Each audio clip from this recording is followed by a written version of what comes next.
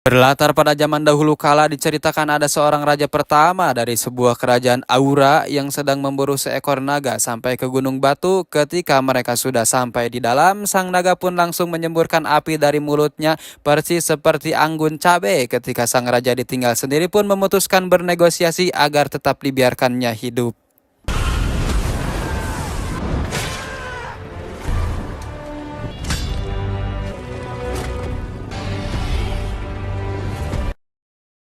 Ratusan tahun kemudian kisah akan berfokus pada seorang gadis mandiri bernama Elodai yang sebenarnya adalah putri dari kerajaan kecil yang sedang mengalami krisis ekonomi. Di mana Elodai dan sang adik tiba di istana, mereka melihat seorang kurir yang mengantarkan sebuah surat dari kerajaan Aura yang berisi undangan sekaligus lamaran dari pangeran Aura kepada Elodai, yang apabila Elodai menerima lamaran tersebut maka secara tidak langsung akan membantu kerajaannya untuk bangkit dari keterpurukan ekonomi yang sedang melanda kerajaannya saat ini. Meskipun Elodai belum melihat rupa atau bagus dari sang pangeran dan pernikahan bukanlah hal yang main-main, tapi demi sang ayah tercinta dan kerajaan kecil yang dipimpinnya, Elodai langsung menerima lamarannya tersebut. This is who we are. Keesokan harinya Elodai, si adik, si ayah, dan si ibu tiri pun berangkat menuju kerajaan Aura yang terletak di sebuah pulau dengan menggunakan perahu kerajaan. Mereka semua pun menempuh perjalanan selama 2 hari lamanya hingga sampai di kerajaan Aura disambut oleh kabut tebal serta 2 patung anak naga yang mengerikan.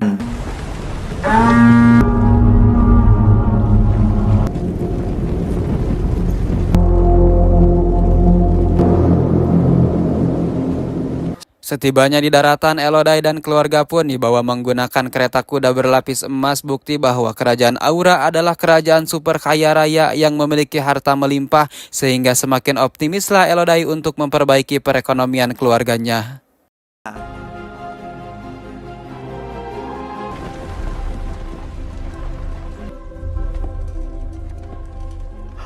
Setibanya di istana, Elodai dan keluarga pun langsung dibawa menuju ke kamar mereka masing-masing dan baru akan bertemu dengan pangeran esok hari, di mana saat Elodai sedang menikmati pemandangan dari balkon istana, ia tak sengaja melihat seorang putri cantik bernama, kita sebut saja Eloise, yang sama-sama berasal dari kerajaan lain yang tiba di tempat ini.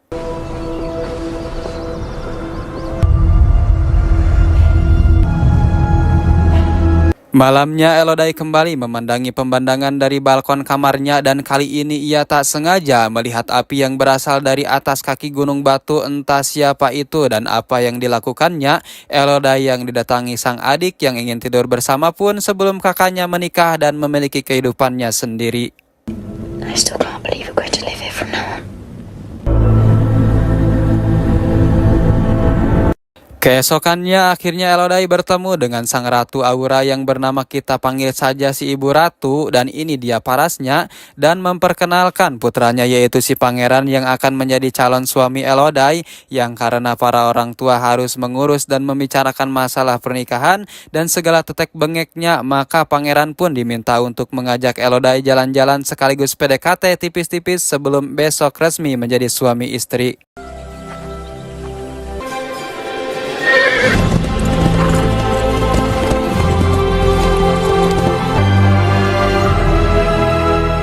Si ayah sendiri terlihat baru saja keluar dari ruangan tersebut setelah membicarakan tentang keuntungan yang ia dapatkan dari pernikahan ini. Entah apa yang si ayah dan sang ratu sepakati, wajah si ayah terlihat lemas, murung, padahal dari pernikahan itu ia akan mendapatkan harta melimpah sebagai imbalannya.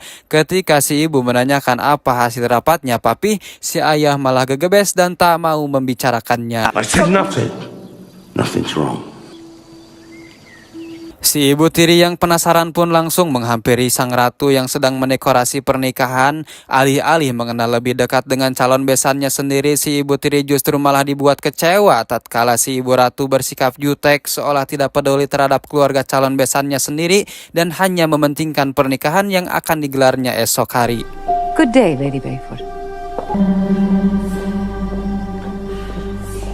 Berbeda dengan ibu tiri konvensional pada umumnya yang selalu dipandang jahat, ibu tiri yang satu ini sangat peduli kepada anak tirinya yaitu Elodie. Ia bahkan meminta mereka pergi setelah merasa bahwa ada yang tidak beres dengan pernikahan ini. Namun si ayah tetap kekeh dengan pernikahan ini dan meminta ibu tiri untuk menghentikan kekhawatirannya tersebut. I hope you know what you're doing. Keesokan harinya menjelang ijab kabul, Elodie pun dipakaikan gaun pengantin yang cukup rame, ribet, dan berlapis-lapis termasuk besi penyangga dada agar dia tetap berdiri tegak.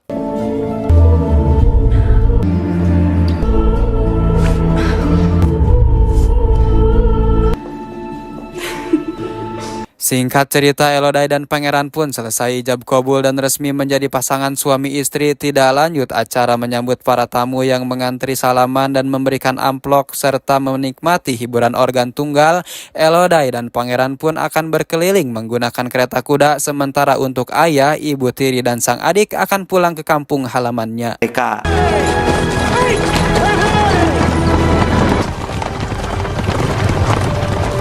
Alih-alih akan kembali ke istana dan langsung masuk ke kamar, Elodie justru dibawa pangeran menuju ke Gunung Batu untuk melakukan ritual penukaran darah sebagai bentuk ritual selamat datang bagi anggota keluarga baru kerajaan bangsawan, yang ketika ritual selesai, keduanya pun diperbolehkan ke istana dengan si pangeran menggendong Elodie sebagai bukti keromantisannya.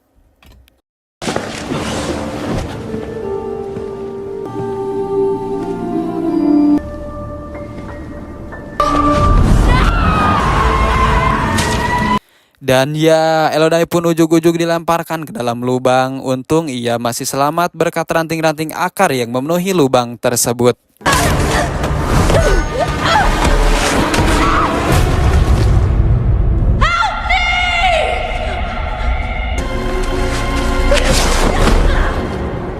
Setelah berusaha naik tapi gagal, Elodie pun menemukan sebuah lubang menuju ke gua terdalam. Di situ ia menemukan seonggok burung seperti yang habis terbakar dan tiba-tiba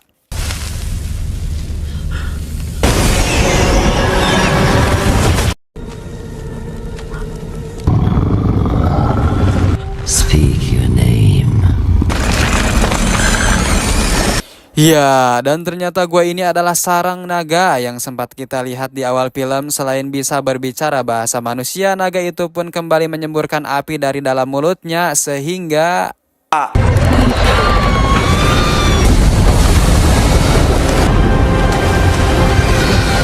dan di situ jugalah Elodie menemukan jasad Eloise yang tiada lain adalah gadis yang sempat ia lihat di balkon tadi yang lebih dulu menjadi tumbal. Kaki Elodie pun terluka akibat semburan api si naga sehingga dengan memanfaatkan besi penyangga dadanya, Elodie pun merobek gaun pengantin untuk membalut luka tersebut serta menjadikan kamper pewangi tubuh sebagai alat penerangan.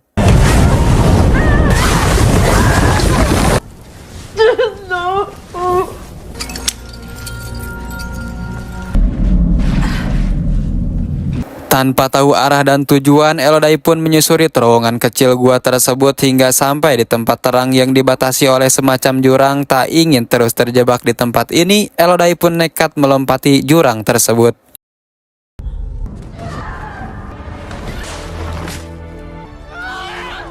Ternyata cahaya-cahaya terang tersebut adalah berasal dari makhluk sejenis ulat, sehingga Elodie pun mengambil beberapa dari mereka untuk dijadikannya alat penerangan barunya.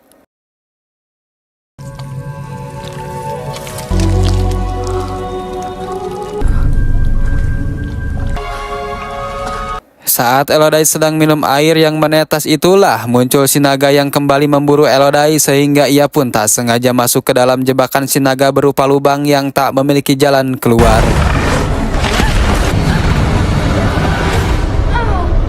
Disitulah Elodie menemukan banyak sekali gaun pengantin serta nama yang tertulis pada dinding batu sehingga bisa disimpulkan bahwa sejak ratusan tahun yang lalu sudah banyak sekali korban yang dijadikan tumbal kerajaan Agura sebagai makanan untuk si naga ini. How many? Elodie pun sempat tertidur dan sadar-sadar sedang dikerubuti oleh cacing-cacing bercahaya yang secara tak terduga menyembuhkan luka bakar pada kakinya, sehingga Elodie pun memakai cacing tersebut untuk menyembuhkan luka pada bagian tubuhnya yang lain.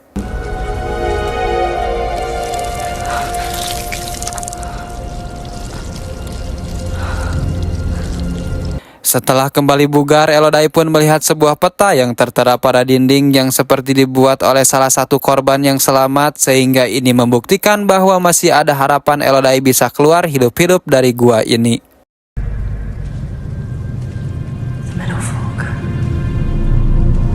Setelah merangkak menyusuri lubang sesuai yang tertera pada peta, sampailah Elodai di sebuah lubang yang terhubung langsung dengan dunia luar. Namun masalahnya terdapat banyak sekali kristal berbentuk tajam yang memenuhi lubang tersebut, sehingga akan menjadi tantangan baru untuk Elodai naik ke atas sana.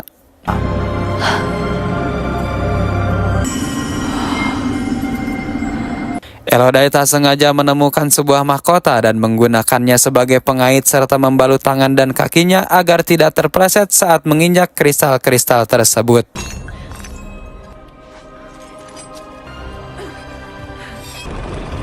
Dan ya, muncullah si naga dengan mulut menganga menunggu Elodai terjatuh, sehingga pikirannya pun tidak fokus sehingga tak sengaja memilih kristal yang sangat rapuh.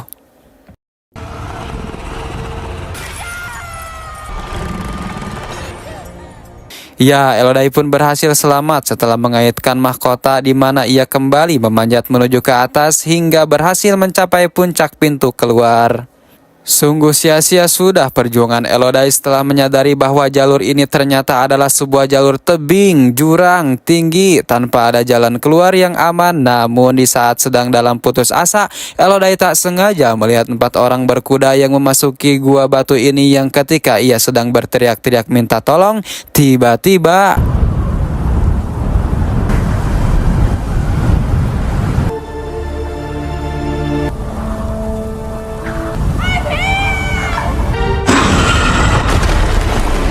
nyaris menyantap Elodai. Si naga pun teralihkan oleh suara teriakan orang tadi yang ternyata itu adalah ayahnya Elodai beserta ketiga anak buahnya yang sedang melakukan misi penyelamatan.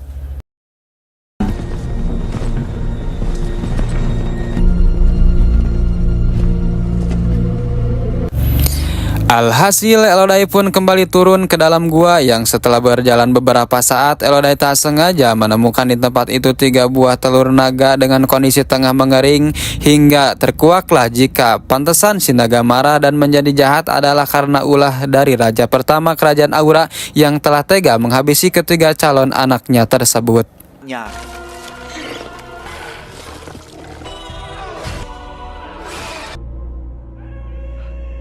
Tak lama Elodai pun berhasil menemukan si ayah dan anak buahnya dan terus saja memanggil nama Elodai, padahal itu bisa memancing si naga datang, sehingga inilah yang terjadi.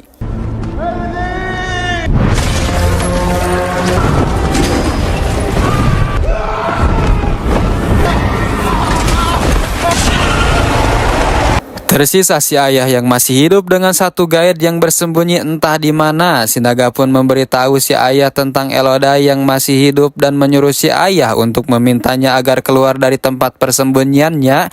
Namun untuk menebus kehilapan yang sudah mengorbankan anak sendiri demi kesejahteraan kerajaannya, si ayah pun memilih maut daripada mengulangi kesalahannya yang sama.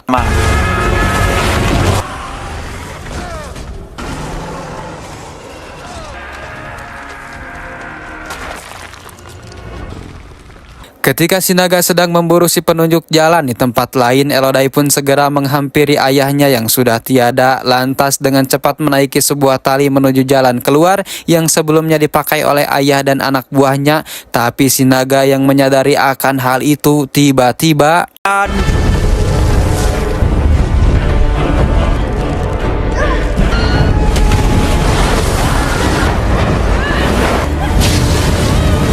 pada akhirnya Elodai pun berhasil keluar dari gua tersebut dan mengendarai kuda yang dipakai ayahnya. Namun karena si naga terus mengejar, Elodai terpaksa melepas kuda tersebut dan bersembunyi di balik batu.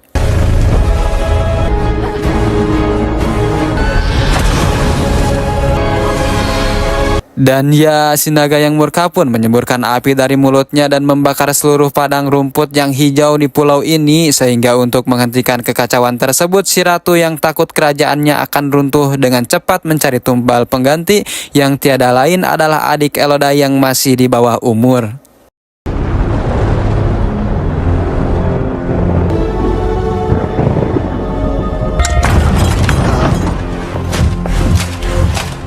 Release her. Melihat anak bungsu tirinya akan dijadikannya tumbal, si ibu tiri yang baik hati ini pun dengan cepat pergi ke bukit untuk memberitahu Elodai tentang adiknya yang akan dijadikan tumbal pengganti. Sehingga mendengar adik kesayangannya akan dimacam-macam, Elodai yang emosi pun dengan cepat mengambil alih kuda itu untuk menyelamatkannya.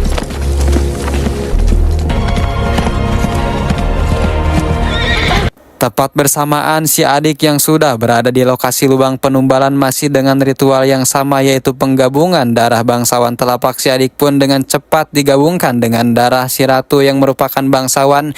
Sempat mendapat pertentangan dari pangeran yang dirasa si adik terlalu muda, dan ini sudah kelewatan batas. Si ratu yang sudah gelap mata pun langsung melemparkan si adik ke dalam lubang demi untuk mempertahankan kerajaannya, yaitu kerajaan Aura. Terlambat bagi si Elodai karena ritual telah selesai. Si adik sudah keburu dilemparkan ke dalam lubang. Namun ketika mendengar teriakan si adik memanggil namanya, Elodai pun langsung turun ke bawah. Lagi-lagi harus terlambat saat si naga telah membawanya pergi ke gua utama.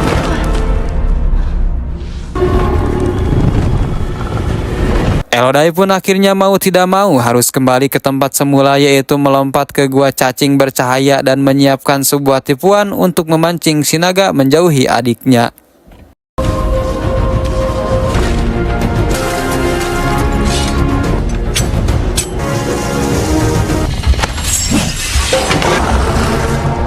Dan ya, cara itu pun berhasil mengelabui si naga sehingga Elodai langsung pergi menyelamatkan adiknya. Namun karena kaki si adik mengalami cedera dan si naga menyadari tipuan tersebut, Elodai pun mau tidak mau harus menghadapi si naga demi keselamatan adik kesayangannya.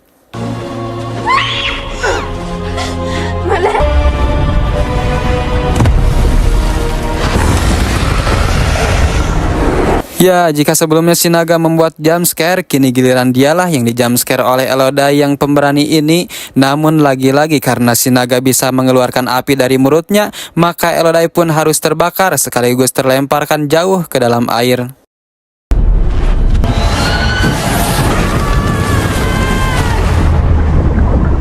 Cukup sampai di situ saja, Elodai yang ukurannya jauh di bawah si naga pun harus mengalami kesakitan lain ketika tubuhnya ditojos kuku naga dan berkali-kali dilemparkan dengan cukup keras.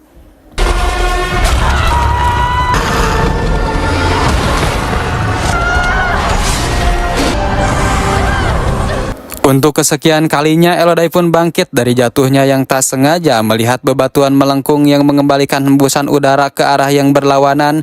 Di situ si naga yang bisa berbicara bahasa manusia pun menceritakan sedikit alasannya meminta tumbal anak keturunan bangsawan Aura adalah untuk balas dendam atas kematian 3 telur calon anaknya yang dibunuh raja pertama. Sehingga Elodai pun menunjukkan bekas luka pada tangannya dan menjelaskan bahwa si ratu telah membohonginya selama ini dengan cara mencampurkan darah bangsawan mereka dengan para korban. Namun betapa Elodai pun ngabangu sampai ngabudah, si naga tetap tidak ngagubrisnya, dan inilah yang ia lakukan.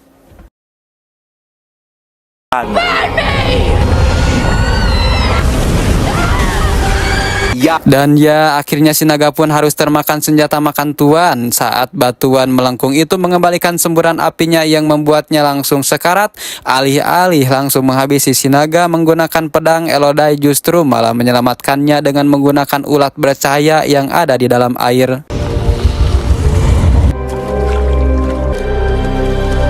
Beralih ke istana tepat saat sang pangeran sedang melangsungkan pernikahan dengan calon korban selanjutnya, di mana Elodai tiba-tiba muncul dengan berjalan santai dengan tatapan penuh kemarahan. Namun tak sendiri, ia membawa teman barunya yang paling menakutkan, siapa lagi kalau bukan si naga.